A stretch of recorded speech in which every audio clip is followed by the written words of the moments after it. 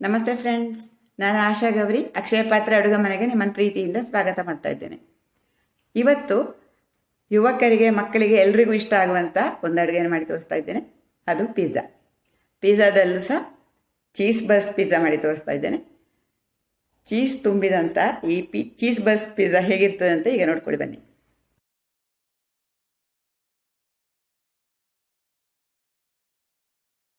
Pizza base ಮಾಡಲಿಕ್ಕೆ ನಾನು ತೊಗೊಂಡಂಥ ಸಾಮಗ್ರಿಗಳನ್ನು ನೋಡ್ಕೊಳ್ಳಿ.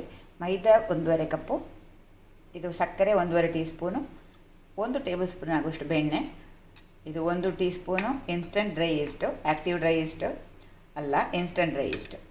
ಆಮೇಲೆ ಅರ್ಧ ಟೀ ಸ್ಪೂನ್ ಉಪ್ಪು, ಇದು 3ರಿಂದ 4 ಟೇಬಲ್ ಸ್ಪೂನ್ ಆಗುವಷ್ಟು ಆಲಿವ್ ಆಯಿಲ್ ತೊಗೊಂಡಿದೆ. ಈಸ್ಟನ್ನು ಬಳಸುವಾಗ 2 ರೀತಿಯ ಈಸ್ಟ್ಗಳನ್ನು ತೊಗೊಳ್ಬೋದು. ಇದು ಇನ್ಸ್ಟಂಟ್ ಡ್ರೈ ಈಸ್ಟು, ಇದು active dry yeast. Instant dry ಈಸ್ಟನ್ನು ಹಿಟ್ಟಿಗೆ ನೇರವಾಗಿ ಹಾಕ್ಕೊಂಡು, ಮೈದಾ ಹಿಟ್ಟಿಗೆ ನೇರವಾಗಿ ಹಾಕ್ಕೊಂಡು ಬಳಸ್ಕೊಳ್ಬೋದು. ಇದು ಆ್ಯಕ್ಟಿವೇಟ್ ಆಗಿರ್ತದೆ. ಇದನ್ನು ನಾವು ಆ್ಯಕ್ಟಿವೇಟ್ ಮಾಡಬೇಕು. ಸ್ವಲ್ಪ ಬೆಚ್ಚಗಿನ ನೀರಿಗೆ ಸ್ವಲ್ಪ ಸಕ್ಕರೆ ಹಾಕಿ ಕರಗಿಸಿ, ಆಮೇಲೆ ಈ ಈಸ್ಟನ್ನು ಅದ್ರ ಜೊತೆ ಸೇರಿಸಿ ಒಂದು 10 ನಿಮಿಷ ಬಿಟ್ಟು ನಾವು ಹಿಟ್ಟಿಗೆ ಮಿಶ್ರ ಮಾಡಬೇಕು. ಹಿಟ್ಟನ್ನು ಕೂಡ ಹಾಗೆ ಸಾಕಷ್ಟು ಸಮಯ ಕೊಟ್ಟು ಹುಳಿ ಬರಿಸಲಿಕ್ಕೆ ಆಗ್ತದೆ. ಇದಾದರೆ ಬೇಗನೆ ಹುಳಿ ಬಂದುಬಿಡ್ತದೆ. ಇದು ನಮಗೆ ಓವರ್ ನೈಟ್ ಕೂಡ ಇಟ್ಕೊಳ್ಬೋದು ಈ ಈಸ್ಟನ್ನು ಬಳಸಿದರೆ. ಈಗ ಹಿಟ್ಟು ತಯಾರಿಸೋಣ. ಮೈದಾ ಹಾಕ್ತಾ ಇದ್ದೇನೆ. ಮೈದಾವನ್ನು ಒಂದು ಸಲ ಜರಡಿ ಹಿಡಿದ್ರೆ ಒಳ್ಳೆಯದು. ಸಕ್ಕರೆ ಒಂದು ಸ್ವಲ್ಪ, 1 ಸ್ಪೂನ್ ಸಕ್ಕರೆ, ಆಮೇಲೆ ಈಸ್ಟ್ 1 ಟೀ ಸ್ಪೂನ್ ಹಾಕ್ತಾ ಇದ್ದೇನೆ. 1 ಸ್ಪೂನ್ ಬೆಣ್ಣೆ ಹಾಕ್ತಾ ಇದ್ದೇನೆ. ಉಪ್ಪು ರುಚಿಗೆ ತಕ್ಕಷ್ಟು. ಒಂದು ಬದಿಯಲ್ಲಿ ಹಾಕ್ತೇನೆ, ಸಕ್ಕರೆ ಮೇಲೆ ಬೇಡ. ಒಂದು ಸ್ವಲ್ಪ ಮಿಕ್ಸ್ ಮಾಡ್ಕೊಳ್ತೇನೆ.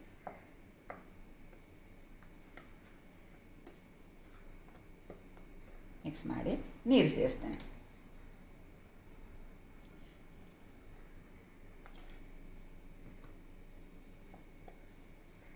ಒಂದು ಸ್ವಲ್ಪ ಹಾಕ್ತಾ ಇದ್ದೇನೆ.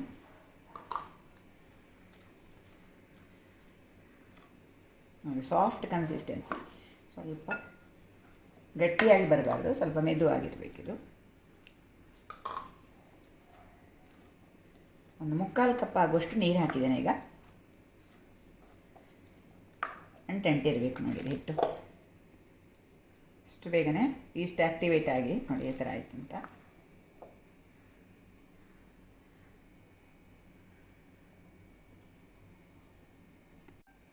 ಜೊತೆಗೆ ಸ್ವಲ್ಪ ಎಣ್ಣೆ ಹಾಕ್ತಾ ಇದ್ದೇನೆ.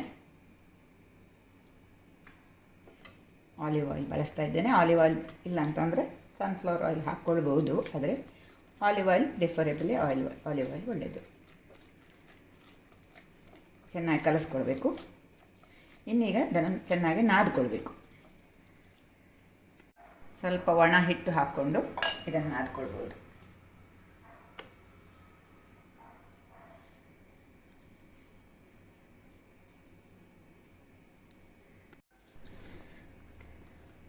ಒಂದು 5-6 ನಿಮಿಷ ಆಯಿತು ನಾನು ನಾದುದು. ಸ್ವಲ್ಪ ಹಿಟ್ಟು ಸೇರಿಸ್ಕೊಂಡಿದ್ದೇನೆ ಕಲಸುವಾಗ. ಕೈಗೆ ಅಂಟದಷ್ಟು ನೋಡಿ ಈ ಥರ ಆಗಬೇಕು. ಚಪಾತಿ ಹಿಟ್ಟಿಗಿಂತ ಸ್ವಲ್ಪ ಮೃದುವಾಗಿರಬೇಕು. ನಾದ್ತಾ ನೋಡಿ ಈ ಥರ ಆಯಿತು. ಇದು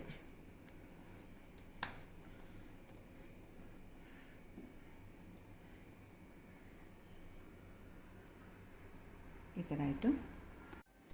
ಕೊನೆಯದಾಗಿ 1-1.5 ಸ್ಪೂನು ಆಲಿವ್ ಆಯಿಲ್ ಹಾಕ್ತೇನೆ. ಎಣ್ಣೆ ಹಾಕಿ ಇನ್ನೊಂದು ಸ್ವಲ್ಪ ನಾದ್ಕೊಳ್ತೇನೆ.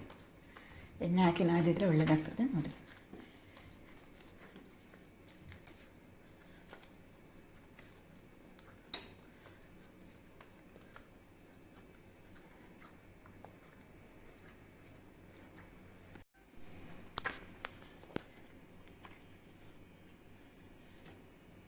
ನೋಡಿ, ಸ್ಮೂತಾದ ಹಿಟ್ಟು ರೆಡಿ ಆಗಬೇಕು.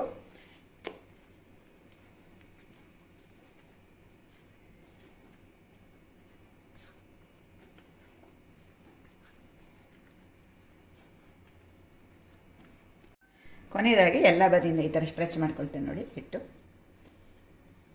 ಈಗ ಮಾಡಿದಾಗ ಒಂದು ಸ್ಮೂತ್ ಆದಂಥ ಬಾಲ್ ರೆಡಿ.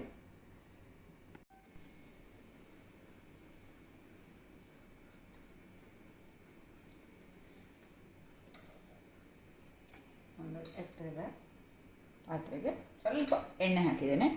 ಎಣ್ಣೆ ಹಾಕಿ ಇದನ್ನು ಇಟ್ಟು ಈಗ ಇದನ್ನು ಮುಚ್ಚಿ ರೆಸ್ಟ್ ಮಾಡಲಿಕ್ಕೆ ಬಿಡಬೇಕು.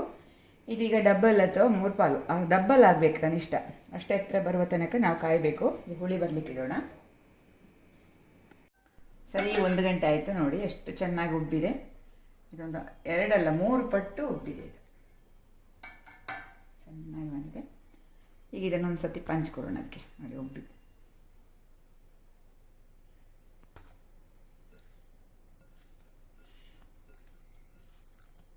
ನಾವು ಬಳಕೆ ಮಾಡಿದ ಈಸ್ಟು ಫ್ರೆಶ್ ಆಗಿರಬೇಕು, ಹಳತಾಗಿರಬಾರ್ದು. ಹಾಗಾದರೆ ಚೆನ್ನಾಗಿ ಈ ಥರ ಹುದುಗು ಬರ್ತದೆ.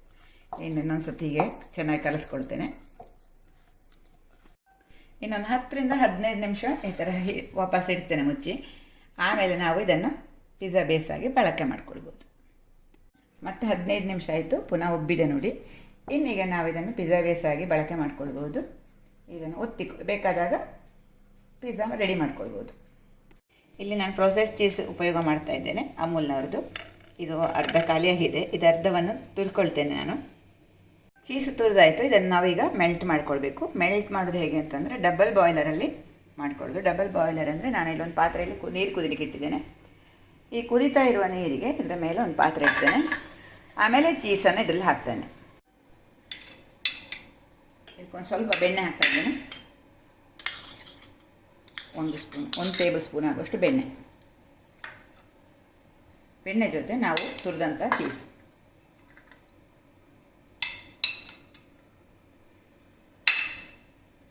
ಆಮೇಲೆ 1 ಸ್ಪೂನ್ ಹಾಲು ಹಾಕ್ತಾ ಇದ್ದಾನೆ. 1 ಸ್ಪೂನ್ ಹಾಲು ಹಾಕಿ ನಿಧಾನಕ್ಕೆ ಇದನ್ನು ಕರಗಿಸ್ಕೊಳ್ಬೇಕು. ಒಂದು ಪೇಸ್ಟ್ ಥರ ಆಗಬೇಕಿದು.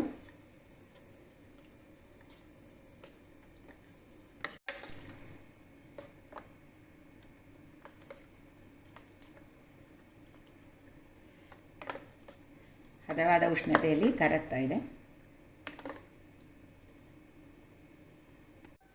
ಇನ್ನೊಂದು ಸ್ವಲ್ಪ ಹಾಲು ಸೇರಿಸ್ತಾ ಇದ್ದೇನೆ. ಇದು ಕ್ರೀಮಿಯಾಗಿ ಬರಬೇಕು.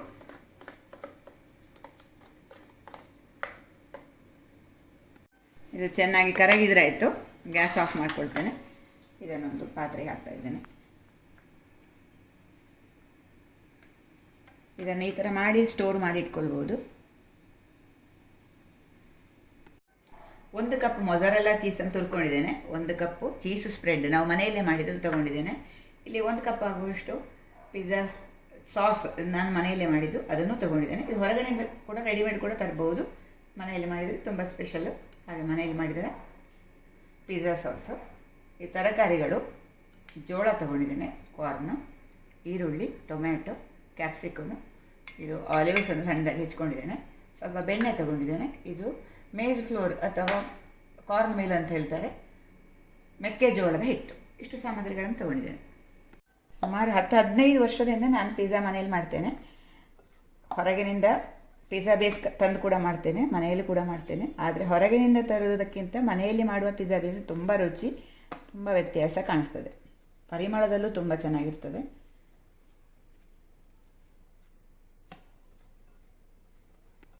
ಇದನ್ನೊಂದು ಸಣ್ಣ ಭಾಗ ತಗೊಂಡು ಒಂದೊಂದು ಸ್ವಲ್ಪ ತೆಳುವಾದಂಥ ಪಿಜ್ಜಾ ಲಟ್ಟಿಸ್ಕೊಳ್ತೇನೆ.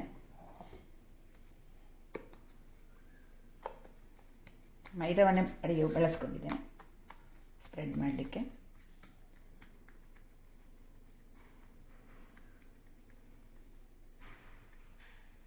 ನಮ್ಮ ಪಿಜ್ಜಾ ಟ್ರೇ ಎಷ್ಟು ದೊಡ್ಡದಿದೆ ಅದನ್ನು ನೋಡಿಕೊಂಡು ಈ ಪಿಜ್ಜಾವನ್ನು ರೆಡಿ ಮಾಡಬೇಕು.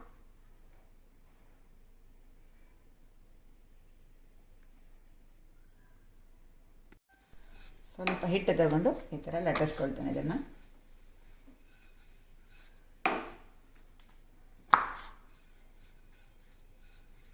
ನಾವು ಬಳಸುವ ಪಿಜ್ಜಾ ಟ್ರೇ ಎಷ್ಟು ದೊಡ್ಡದಿದೆ ಅದನ್ನು ನೋಡಿಕೊಂಡು ಇದನ್ನು ರೆಡಿ ಮಾಡಬೇಕು.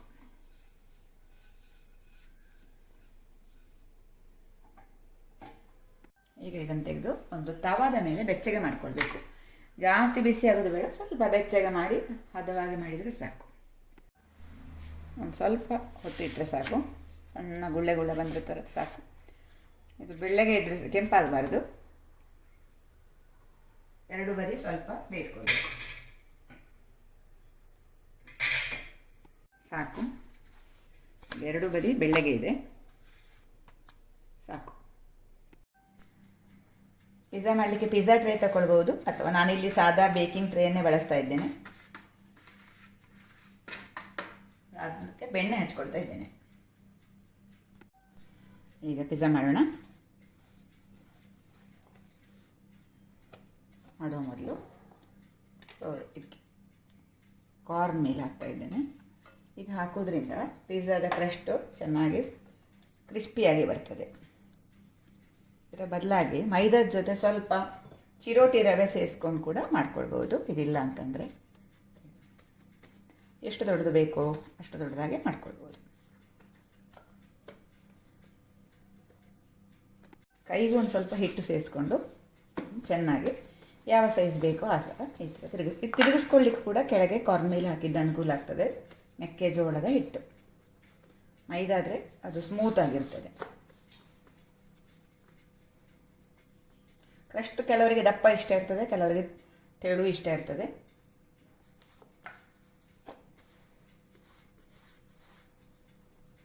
ಸ್ವಲ್ಪ ಒತ್ತಿಕೊಳ್ಬೇಕು. ಹೊರ ಭಾಗದಲ್ಲಿ ಒಂದು ಕಟ್ಟೆ ಥರ ಮಾಡ್ಕೊಳ್ಬೇಕು.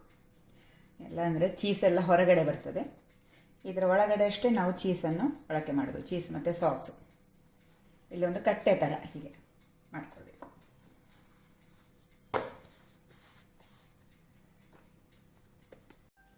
ಇದನ್ನು ನಾನೀಗ ಟ್ರೇಗೆ ಟ್ರಾನ್ಸ್ಫರ್ ಮಾಡ್ಕೊಳ್ತೇನೆ. ಪಿಜ್ಜಾ ಟ್ರೇ ಇದ್ದರೆ ಅದರಲ್ಲೇ ಹಾಕ್ಕೊಳ್ಬೋದು, ದೊಡ್ಡದಾದಂಥ ಪಿಜ್ಜಾ. ಈಗ ಇದರ ಮೇಲೆ ನಾವು ಚೀಸನ್ನು ಹಾಕಬೇಕು. ಇದು ನಾನು ಚೀಸ್ ಸ್ಪ್ರೆಡ್, ಇದರ ಬದಲಾಗಿ ನೀವು ಚೀಸ್ ಸ್ಲೈಸ್ ಕೂಡ ಉಪಯೋಗ ಮಾಡ್ಕೊಳ್ಬೋದು. ನಾವು ಮನೆಯಲ್ಲಿ ಮಾಡಿದಂಥ ಚೀಸ್ ಸ್ಪ್ರೆಡ್ ಇದು. ಚೀಸ್ ಬಸ್ಟ್ ಪಿಜ್ಜಾ ಆಗಿರೋದ್ರಿಂದ ಇನ್ನೊಂದು ಸ್ವಲ್ಪ ಚೀಸ್ ಹಾಕ್ತೇನೆ.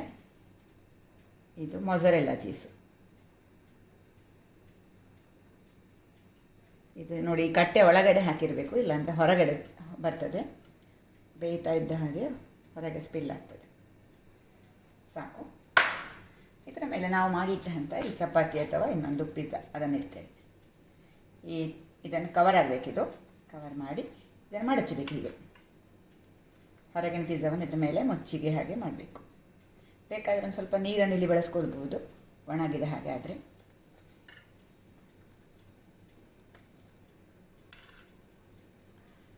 ಚೀಸ್ ಲೋಡೆಡ್ ಪಿಜ್ಜಾ ಇದು, ಮಕ್ಕಳ ಪ್ರಿಯವಾದ ಪಿಜ್ಜಾ. ಇದರ ಮೇಲೆ ನಾವು ಮಾಡಿಟ್ಟಂಥ ಸಾಸ್ ಹಾಕ್ತೇನೆ. ಹೊರಗಡೆಯಿಂದ ತಂದ ಪಿಜ್ಜಾ ಸಾಸನ್ನು ಬಳಸ್ಕೊಳ್ಬೋದು, ಯಾವುದಾಗ್ಬೋದು. ಇದು ಅಷ್ಟೇ ಮಧ್ಯಕ್ಕೆ ಹಾಕ್ತಾ ಇದ್ದೇನೆ. ಎಷ್ಟು ಬೇಕೋ ಅಷ್ಟು ಸಾಸ್. ಈ ಹಂತದಲ್ಲಿ ಸ್ವಲ್ಪ ಒರಿಗೇನೋ ಬೇಕಾದರೂ ಹಾಕಿ ಸೇರಿಸ್ಕೊಳ್ಬಹುದು. ಸ್ಪೈಸಸ್, ಮಿಕ್ಸ್ಡ್ ಹರ್ಬ್ ಪರಿಮಳಕ್ಕೆ. ಜೊತೆಗೆ ಬೇಕಾದಂಥ ತರಕಾರಿಗಳು, ನಾನು ಕಾರ್ನ್ ಹಾಕ್ತಾ ಇದ್ದೇನೆ. ಜೊತೆಗೆ ಇದೊಂದು ಬಾಕಿ ಇರುತ್ತೆ, ಸ್ವಲ್ಪ ಚೀಸ್ ಹಾಕ್ತಾ ಇದ್ದೇನೆ ಇದರ ಮೇಲಿಂದ. ಅಗತ್ಯವಾಗಿ ಚೀಸ್, ಕಾರ್ನು, ಸ್ವೀಟ್ ಕಾರ್ನು, ಆಮೇಲೆ ಕ್ಯಾಪ್ಸಿಕಮ್ ಇಡ್ತಾ ಇದ್ದೇನೆ.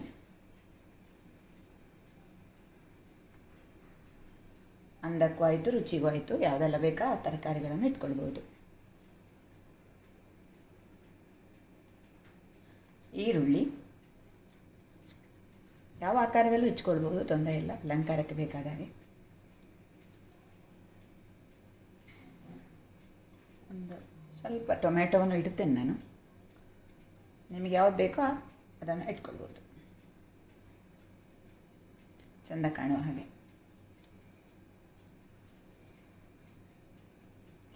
ಆಲಿವ್ಸ್ ಬಳಸ್ತಾ ಇದ್ದೇನೆ.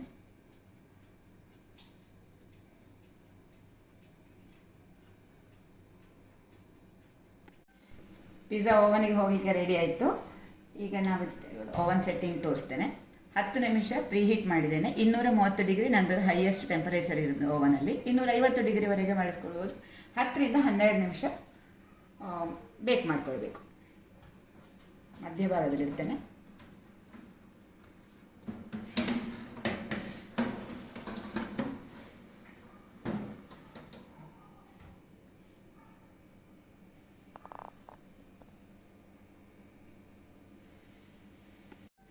ಇದಾಯಿತು, ಬೆಂದಿದೆ ನೋಡಿ. ಇದನ್ನು ತೆಗಿತೇನೆ.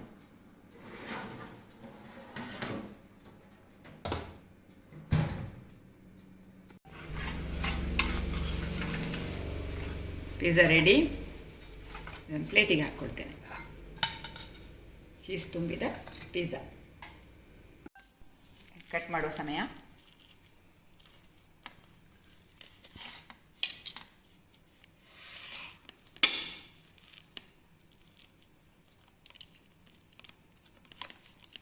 ಮಕ್ಕಳ ಇಷ್ಟದ ಪಿಜ್ಜಾ, ಚೀಸ್ ಬರ್ಸ್ಟ್ ಪಿಜ್ಜಾ.